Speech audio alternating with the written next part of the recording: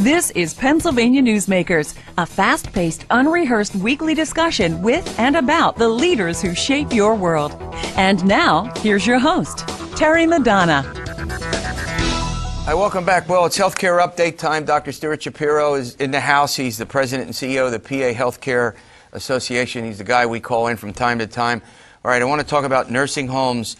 They are by several, 80,000 Pennsylvanians in nursing care homes. That's larger than most of the cities in this state, yet fiscal problems, all kinds of financial difficulties. What's that about?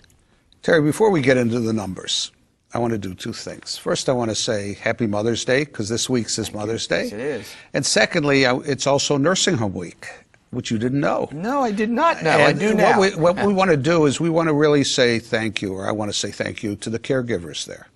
Because there's about 120,000 people, many of them not making a lot of money, all above the minimum wage, really doing physically and emotionally demanding jobs. So on Mother's Day and Nursing Home Week, I think we got to do tribute, put a thumbs up to those folks. I'm with Stuart on that. Go ahead.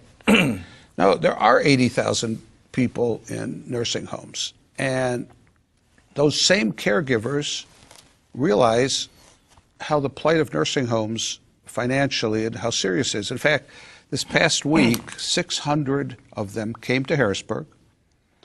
They came, many on their own time, and they rallied in the Capitol. And they stood there screaming. They weren't led. They just stood there screaming, saying, protect our seniors. And they brought pictures of people they care for. We got them on the screen. Oh, that's great. I didn't realize you had that. But it is them standing up for their Olives and their Olivers and their Martins and their Johns and their Bettys to say this nursing homes used to be financially stable. They used to be the bedrock of the long-term care system in Pennsylvania. Now Go ahead. That that's leads in me to real the question, problems. why? How did we get here?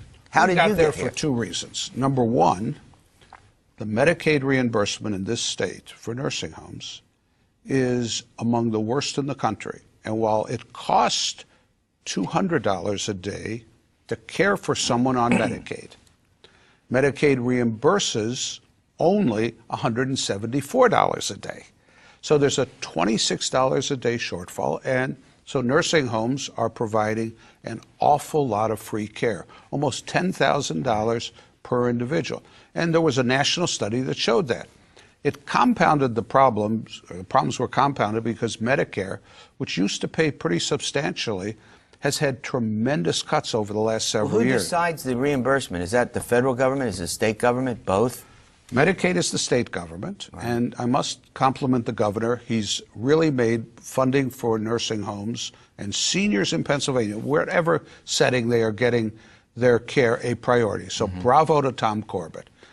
But we're also asking the legislature to protect our seniors and give some more money, and we'll come back to that. But on the other hand, to pay for Obamacare and lots of other things, the federal government has taken the money out of the pockets of seniors who need care to pay for Obamacare. And that was just blatantly wrong. And so we've not heard much about that side of it. I mean, no, there's been other criticisms of the Affordable Care Act, and, you know, it has its supporters too, but I've not heard that side of it. But go ahead. $14 billion were taken out of care for the elderly, out of Medicare, in order to pay for Obamacare. All of this has led to, we had a national study commissioned, and it said that nursing homes, again the bedrock, were making 3.2%, quote, profit in 2007. That's now down to under 1%. We've got serious financial problems. What's the solution? Well, what do you want? Clearly we do have serious financial problems. The budget is very tight at the state level. We got to focus on, just as Governor Corbett said, the must-haves, not the nice-to-haves. The must-haves are our frail elderly. We have to maintain the dollars that the governor has already put in his budget for the elderly, whether they get care at home or in a nursing home. Those dollars need to be protected.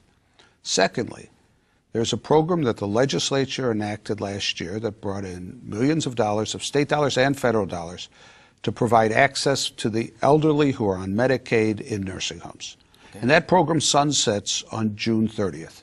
It is very important that that program not go dark, that the legislature puts in another $16 million in next year's budget, which will provide access to those on Medicaid so they don't have to travel across the state to get their care.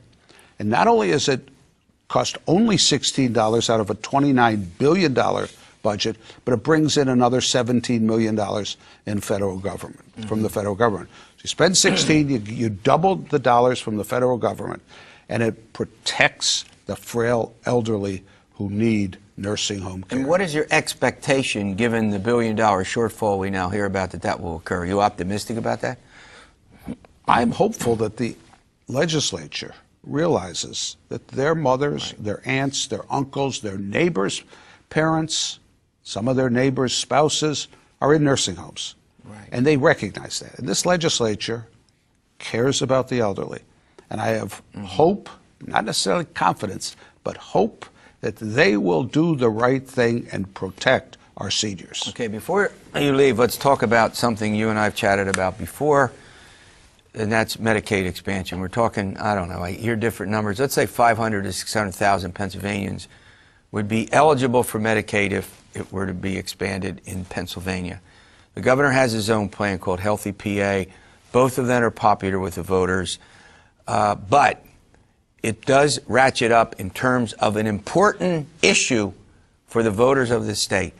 What is going to happen? Governor Corbett has not been able to get Health and Human Services to agree to his Healthy PA plan. I'm going to put my umpire hat on, and I'm going to call balls and strikes as I see them. I'm not political. Okay. Right now, I know that the governor and his team and Secretary McGareth are negotiating every single day with HHS because they have proposed a plan that Pennsylvania can actually afford. What he's proposed is privatization or putting on private insurance, those 500,000 or 600,000 people. If they were to go on to Medicaid, which is what Obamacare does, it would move. Right now, there's 1 of 6 Pennsylvanians on Medicaid. If Obamacare in its classic form were put in, 1 of 4 would go on. You talked about a tight budget. We can't afford to have 600,000 more people on Medicaid. Governor Corbett, and I am not partisan, has proposed a plan that really is a much more effective way to do it.